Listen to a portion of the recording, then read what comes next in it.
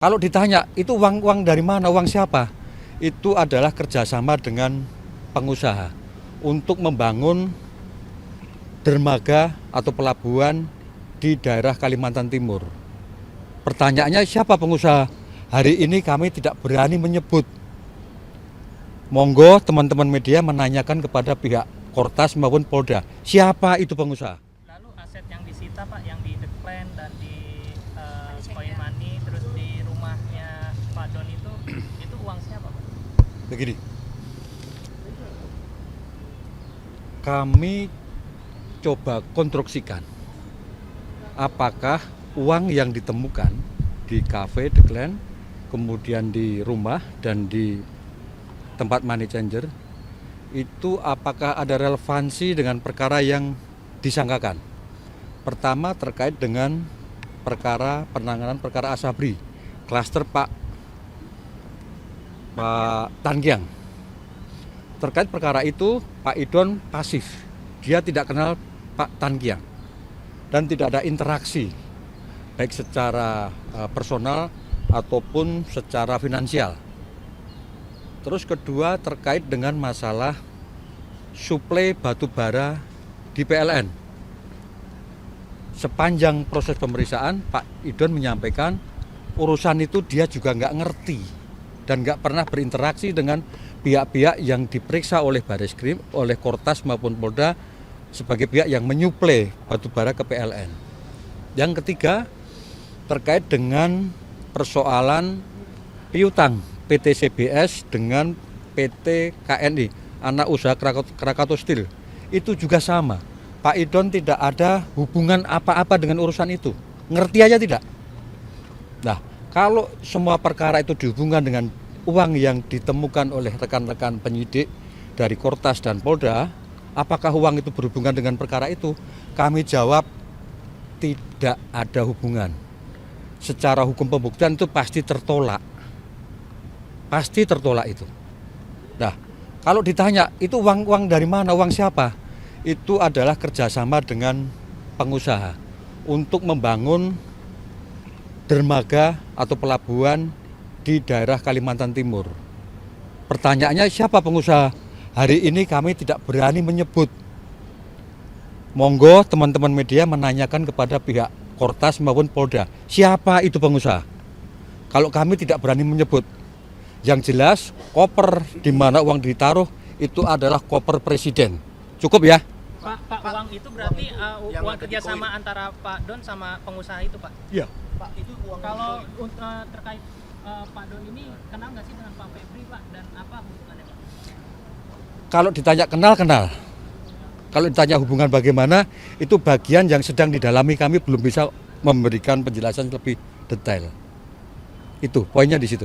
Pak, pada pemeriksaan hari Sabtu itu polisi menyebutkan nggak Pak apa alat bukti yang kemudian menetapkan Pak Idoni sebagai tersangka? Secara normatif pihak penyidik hanya menjelaskan ini perkaranya apa. Tapi hubungan dengan alat bukti atau barang bukti yang disita, pihak penyidik itu menanya dalam konteks BAP, pertanyaan BAP. Dan Pak Idon sudah menjelaskan secara gamblang apa yang dia ketahui terhadap semua barang bukti berupa uang yang disita. Pak, berarti terakhir bertemu Pak Idon itu hari Sabtu. Dan Sabtu. Kemudian terkait dengan rencana pemindahan Pak Idon ke Kejaksaan belum ada info? Gini, kalau untuk rencana pemindahan setahu kami pihak penyidik sedang menyiapkan satu, administrasi penyidikan termasuk surat seprindik. Dua, menyiapkan semua berita acara saksi. Ketiga, menyiapkan semua bukti rekaman. Keempat, menyiapkan semua barang bukti sitaan. Kelima, lain-lain. Itu perlu proses sepertinya. Terlebih kami dengar tadi pihak penyidik juga ada meminta bantuan dari FBI dan Secret Service dari Amerika untuk mengecek itu semua alat bukti atau barang bukti.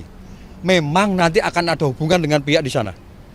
Nanti, tapi pada saatnya kita akan sampaikan. Pak, Ya. Pak, ada hubungan dengan Pak Don ini, ada hubungan dengan Ferry Boboho nggak sih Pak?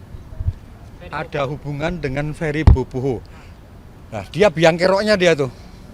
Dia yang gini, dia tukang catot nama petinggi-petinggi Kejagung untuk berbagai urusan. Kalau ditanya pernah kenal nggak? Pernah kenal.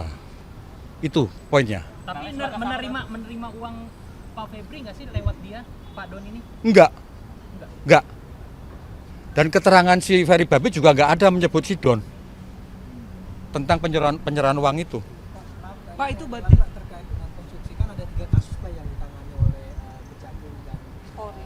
Boleh majuan dikit. Joint Ya. Investigation. Kalau untuk Don kita sendiri itu konstruksi kasusnya gimana sih Pak? Kami sedang mendalami konstruksi kasus yang dibangun oleh teman-teman dari Kortas dan Polda. Secara umum tadi yang sudah saya sampaikan, secara spesifik kami sedang mengkonstruksikan sesuai dengan informasi dan bukti yang kami miliki. Ini hubungannya apa? Relevansi alat bukti dengan Mas Idon itu apa? Relevansi perkara sangkaan dengan Mas Idon itu apa? Tentu kami harus baik bukti kan, bukan asumsi. Tapi kan ini kan yang sedikit adalah perkara pada tahun 2020 sampai tahun 2025 kalau tidak salah Pak. Oke. Apa rentang waktunya Pak ya? Pada saat tahun itu apa sih Pak yang dilakukan oleh Pak Don itu Pak? Kami hanya berpegang kepada apa yang menjadi narasi dari pihak Kortas dan Polda. Itu dikaitkan dengan 3 perkara tadi. Kalau yang lain kami belum tahu. Pak, Itu. ini kan yang dari Kortas ini kan mengenai korupsi mengenai batu bara, sedangkan dua kasus lainnya di Polda Metro. Nah, Pak Don ini sebenarnya sudah menerima surat penyelidikan dan surat penyidikan sampai penggeledahan itu belum sih Pak? Begini, untuk kebetulan kami mendampingi atau mewakili tuan rumah Pak Idon pada saat ada penggeledahan oleh rekan-rekan dari Kortas dan pihak Polda Metro Krimsus di Cafe The Clan, kemudian di Money Changer. Administrasi penggeledahan dan penyitaan itu kami terima jauh setelah peristiwa penggeledahan itu. Karena barang bukti semua ditarik ke Polda. Bukan dilakukan di tempat. Seperti aturan dalam KUHAP terbaru. Harus dijelaskan, buat BA sita, BA geledah, dan dibacakan. Itu proses tidak ada. Pak menegaskan Pak, jadi Pak Idon ini dicatut namanya oleh Ferry Boboho atau seperti apa Pak sehingga terseret dalam kasus ini? Bukan. Pak Ferry Boboho ini mencatut nama-nama petinggi pihak Kejaksaan Agung. Seperti itu. Menjual nama gitu Pak? Hah? Banyak yang dicatut, Itu menjual nama gitu maksudnya Pak? kurang lebih. Dalam rangka apa Pak? Hah? Nanti kalau Pak Ferry Babi ada bisa ditanya ke dia langsung dalam rangka apa itu. Pak Idon sama Pak Febri ini benar satu alma mater di Universitas Jambi itu Pak? Kalau satu alma mater sesuai yang disampaikan iya. Betul. Itu. Kalau The Clan dan Koin itu milik Pak Don? Dua-duanya milik Pak Don. Clear itu. Jadi sebelumnya bukan milik si Ferry Boboho itu Pak? Pernah ada kerjasama tapi dia mundur. Sudah lama itu. Sudah mundur dia. Jadi sekarang pure punya Pak Idon itu? Iya. Waktu dipegang kerjasama bangkrut. Kemudian diserahkan ke Pak Idon semuanya. Dirubah nama jadi The Clan dan akhirnya bisa berkembang dengan baik. Gak sempet baca? Dengerin aja, klik icon text to speech di okezone.com.